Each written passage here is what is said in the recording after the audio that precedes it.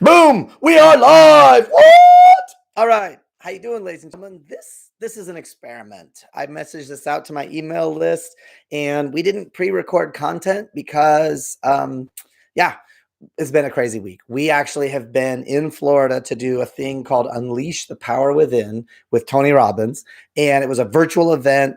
There were like 30,000 logins with at least, an average of like 2 people per space. That means there was like 60,000 people doing a virtual event. They actually broke the technology of Zoom a couple of times, and Zoom had to expand their capacity. And if you haven't seen it, Tony has a wall. He has 2 walls, kind of like a parabola on both sides, and he's in the middle.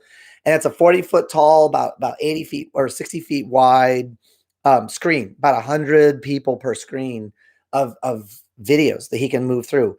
We were in room 9, then we were in room 49, but you can just imagine how many groups there were. And they even managed to do breakout sessions where we got into a small group of like between 1 and 4 other people to talk to and share with. It was incredible. It was amazing. And so today I wanted to go live with you for a few minutes and just share with you some of the feedback, some of the impact. You may have noticed my throat is still a little bit chewed up. It's been 2 days now since I haven't been jumping up and down like a crazy man, yelling and screaming at a screen, but it was fantastic. And my Autumn went through it with me, and my cousin Sam went through it. And dude, he had like the coolest breakthroughs and coolest shifts. He's had about 10 years of negative stuff weighing him down in his head and in his heart, limiting beliefs. And I love the dude. He's really smart. He's really insightful, a lot of knowledge, a lot of understanding across a lot of contexts, a lot like me when I was a lot younger. But I also see the negativity. I see the judgment and the weight that he's carrying. And so he and I had a couple of conversations prior to this event, and I helped to loosen his frames of reference and shift some of his BS, some of his belief systems. And that opened him to coming to this event. And even, a couple of days before, he's like, oh yeah, I was going to come up, but I don't want to be a bother. I know this is kind of a vacation for you in Autumn. And like, dude, she and I were so on point. We were so united, so simpatico on this that it was like, no, he has to be at this. This is totally important for him. And he broke his board the first day. Normally it's a fire walk, but he broke his board the first day. And it was just such an amazing experience. I'm going to pick up the microphone, see if that helps on the audio side. But it was such a transformational experience for him, literally. And then the whole rest of the weekend was just shift after shift after shift. And then we did the Dickens process on Saturday, which was, man, if you could have your own Christmas Carol, if you could have your own ghosts of future, past, present, and future, that process is amazing. Transformation Day is exactly what it's billed as, transformational. It was incredible. And so I want to share with you some of my breakthroughs or some of my notifications and realizations and things like that. So give me just 1 second. I'm going to pick up a couple of things. I'll be right back.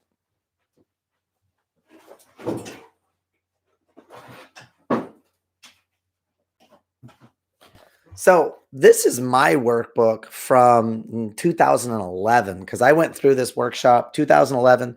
I was in a horrible place. I was dealing with a lot of negativity, a lot of fear, a lot of scarcity. The guy you see right now in front of you, the married man with the amazing daughter and stepson, yeah, that was not me back then. In fact, I'm going to share with you my 3 most limiting beliefs about myself and about life from back then, because I read this while we were doing it. And they've changed the syntax. They've changed the structure a little bit. But dude, it's so powerful. If I could encourage you, please, please do your best. Get to the UPW, do it virtual. It's super cheap. Now, what we did is we got an Airbnb out of town. So we were not in our house. We had different references. We actually did it in Florida instead of Ohio, because Ohio, when we left, we woke up, it was 25 degrees. The very next morning, it was 17 degrees. Florida was 70 and beautiful.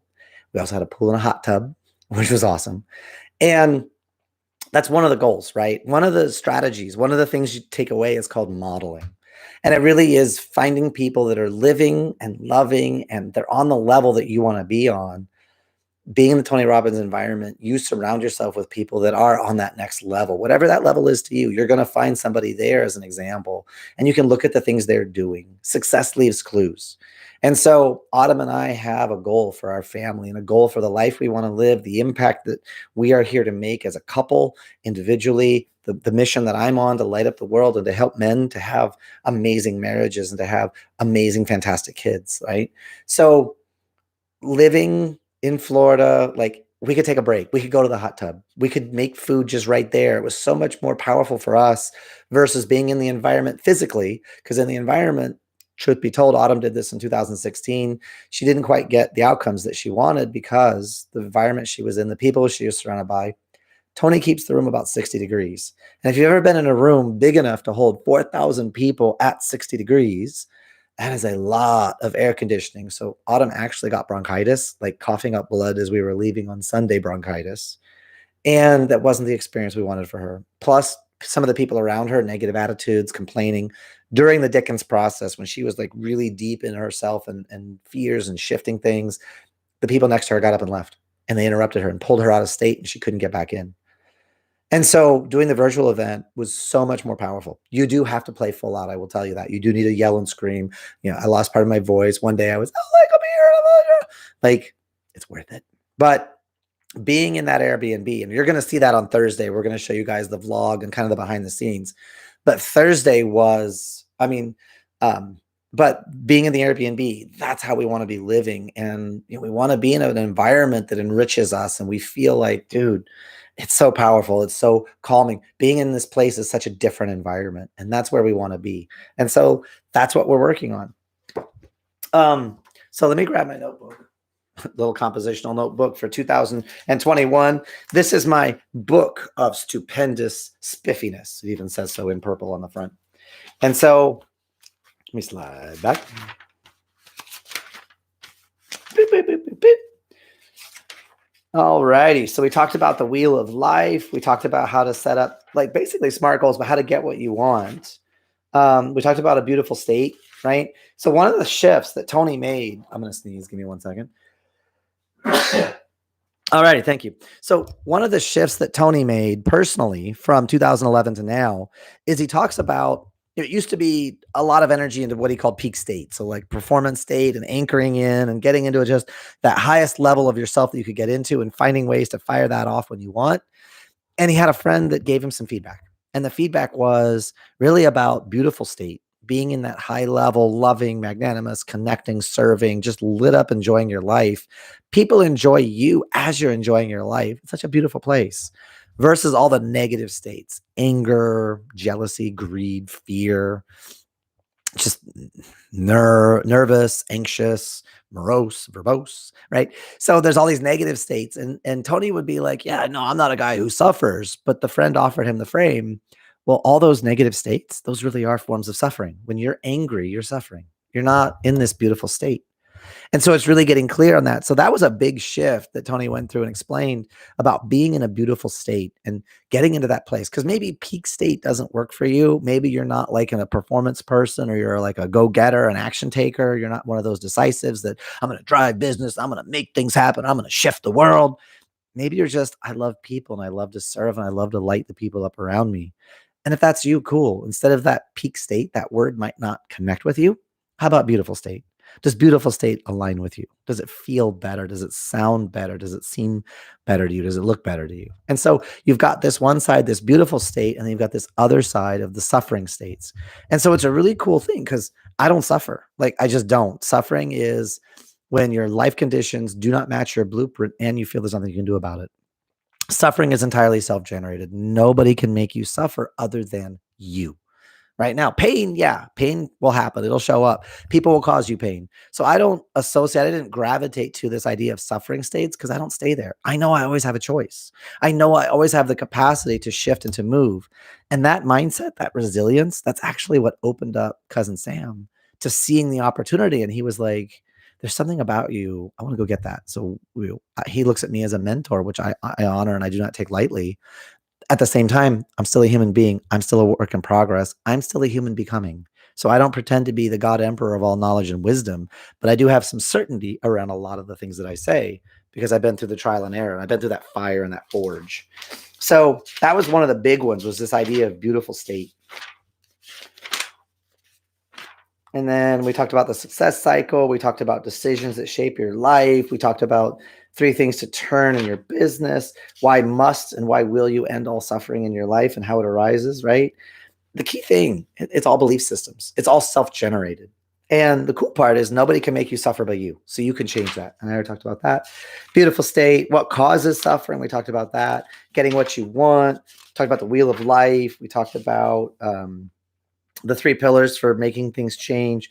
The idea of recipe. The idea of how to prime. That was another new one, was priming. So when you wake up in the morning, how do you wake up? Do you just kind of like wake up and rub the bleariness and get your day going? You take a few minutes to practice gratitude, right? Tony used to teach, he calls it the 4 morning questions. And he still talks about that, but it's really now he's doing more active rather than just sitting and thinking in your head. He has you getting up and doing stuff. And you guys can Google, you can YouTube search for Tony Robbins priming. But the key thing is to take physical action, to start shifting your body and living more deliberately. So as you wake up, choice, right? And the big thing I want you to take away from today's conversation is this. Stop living by default. Start living by decision. Anything in your life that pulls you away from a beautiful state, anything that makes you feel icky, hinky, gross, ugly, distorted, out of balance, off kilter, uncentered, anything that takes you away from a beautiful state, challenge those thoughts, challenge those feelings, challenge that realization, and start to decide what is bigger for you. What is the priority for you? Right? With a lot of the dads that I coach, we really have to get clear. Do you want the relation over here, relation, or do you want the ship? Do you want the structure and I'm the man and I need to be blah, blah, blah, and you're disrespecting me and all that BS, which when you feel disrespected, are you in a beautiful state or are you suffering? See, I can't be disrespected unless I agree with what you're saying in some way, shape, or form. Because you can give me feedback, you can give me behavior, you can give me energy. Those are all wonderful things. But that does not mean that I agree with it. And I'm not going to feel something if I don't agree with it. I can just be like, that's interesting. And I can begin to get curious. And so living by decision instead of living by default, that's going to help you be in that beautiful state, that beautiful place more often. It's okay to have cloudy days. That's part of life. You can have pain. That's part of life. But suffering is self-generated. And the secret sauce, the key thing is curiosity. And then you can examine it and go, do I really want to feel this? Do I really need to feel this? And then you can get out of it. Okay. So that's really the biggest thing I want you to take away. And with priming, you wake up in the morning, the 4 morning questions are, what am I grateful for today? What am I proud of today? What am I excited about today? What am I looking forward to today? What am I anticipating today? So you've got these 4 questions you can ask yourself, and then you go through a physical routine. And he's using pumping your hands and then focusing and pumping your hands and focusing because it cycles your body, it cycles your energy versus don't talk to me until I've had my coffee, man. If that's your energy, if that's your routine, if that's your ritual for waking up, are you starting your day in a beautiful space? Or are you waiting for some magic thing to give you the beauty? Because you can just decide, right? I woke up in the past twice. 2 times I've been hospitalized for a collapsed lung. That means I had nurses waking me up all night long to make sure I'm still alive, even though I'm plugged into machines telling you all my vitals. They're giving me pain meds. I have a tube in my side so I can breathe. It's pulling the fluids out so that I can like recover my lung again. So I know what it's like to wake up and be in pain and be miserable. Every day I wake up, I'm not in a hospital. I don't have tubes in my body. It's amazing if I choose to remind myself of that. Versus I wake up and I think about all the things I got to get done today and all the things pushing on me. And I got clients and I got sales and I got marketing and I got content and I got, and my daughter's going to get up and then she's going to, am I driving myself to a beautiful state? See, all those things can be true and I can appreciate the opportunity and I can appreciate the choices I've made that have led me here. Right? I said I was going to share with you my limiting beliefs from all those long time ago's. These are really crazy because I read them now and I'm like, dude, like I totally don't relate to these in the slightest. Like I know my life is different. I know my energy is different. I know my drive is different. Like everything is different. It's so cool. I did this workshop 10 years ago. And so to revisit it now, 10 years later, married, daughter, new opportunities in my business, new everything, super, super cool. So give me 1 second. I'm trying to find the page. The Pyramid of Mastery. It's awesome.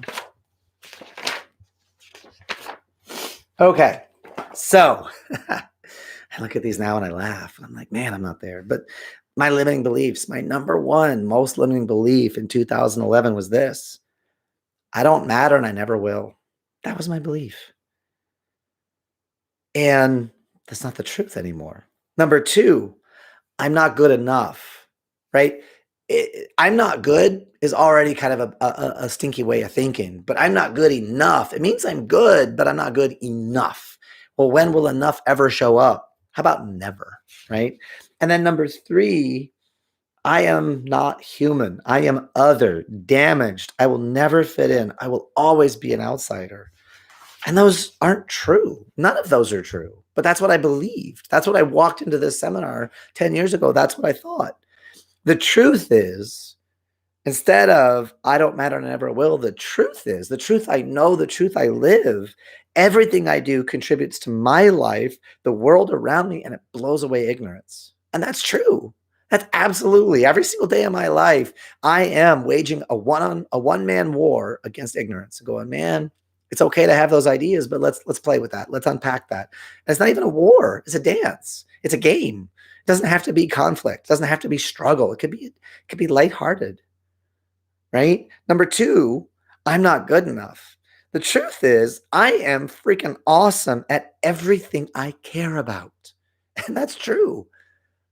That is absolutely true. I don't care about everything. I don't try to be the best at everything, but the things that matter to me, you bet your airbag, dollars to donuts, I am world caliber because it matters to me.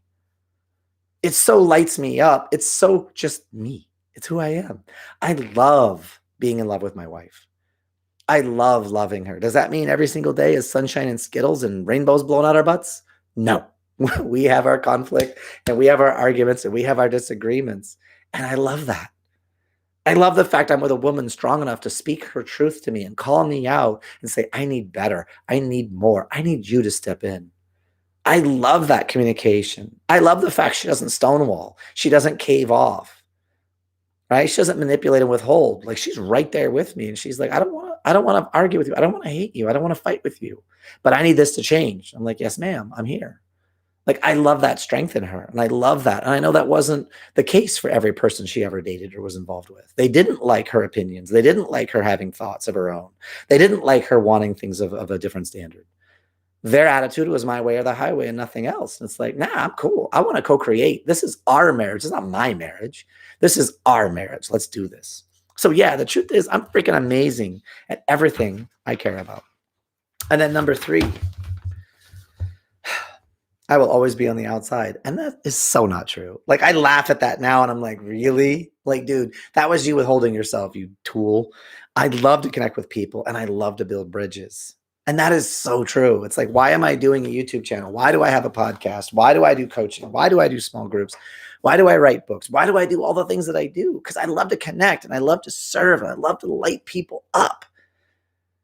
Too many people, as Zig Ziglar said, too many people are walking around looking like their driver's license photos. It's like, come on, let's add some joy. Let's add some light, right? Autumn and I got back and man, we were exhausted yesterday. Like we're both bonking. We're both struggling. There's so much we got to get done. So much we want to do. So many different areas we need movement.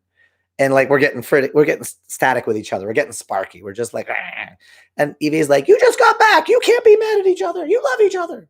She's 6. And we're like, she's right. She's amazing. I love her. Right. We're both like, and Autumn made the comment. She's like, Evie is always in a beautiful state. I want to be like Evie. And I'm like, yeah, she is. I must speak from somewhere. I want to be more like her too. And so joy, playfulness, right? I say this all the time.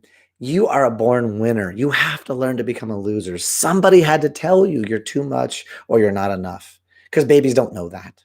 Babies just, they are. And they need something, they say it. Now, they only speak one language, which is, wah! Not fair. They also speak, oh, right? So everything in your life, it's either a loving response or a cry for help. That beautiful state is a loving response. And if you're not getting a loving response for someone, you know they're not in a beautiful state. They are suffering. Hey, babe.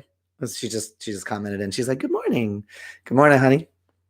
How are you? Like, I haven't seen you just recently, although I haven't seen you in the last hour and a half because I've been working, but I love you. And I'm about to wrap this up. So there's two sides, guys, a loving response or a cry for help, and even a whimper, diffidence, apathy. Those are cries for help. They're just whimpers of help instead of screaming for help, but they're just help. Anger is a scream for help. And if you can receive that way, you got to leave here in a minute. Yes, ma'am, I do. So that's why I said I'm getting ready to wrap this up. She's downstairs. But loving response or cry for help, beautiful state or suffering. Go ahead and polarize yourself like that. And no, it doesn't feel good. No, it's icky. Fantastic. So now get curious over here and go, what's preventing? What's in the way? What's collapsing? And let's play. And if this is something you want to dive into, best place to get a hold of me is on Facebook. It's the Win-Win Parenting Group. That's where I'm most active, that and my personal profile. That's where I love to be. YouTube is a tool. Podcast is a tool. I would love for you to come and join me in the conversation. Facebook.com/groups/all one word win-win parenting. And I'll put that in the comments right here. Give me 1 second to type. But let's go https://www.facebook.com/groups/win-win parenting, parenting. And there it is. So here's the thing in the comments. Go join us. You guys make it an outstanding day and look forward to Thursday, the vlog. Autumn has got something super cool. It's really cute and it's wonderful. And I encourage you guys, get out there and love. Live in that beautiful state. It is a decision. Don't default to whatever crap, whatever BS belief system. Game on, y'all. You make it an outstanding day and I will see you when I see you. Bye. And then I got to find where the end stream is. And then I'm going to end the stream.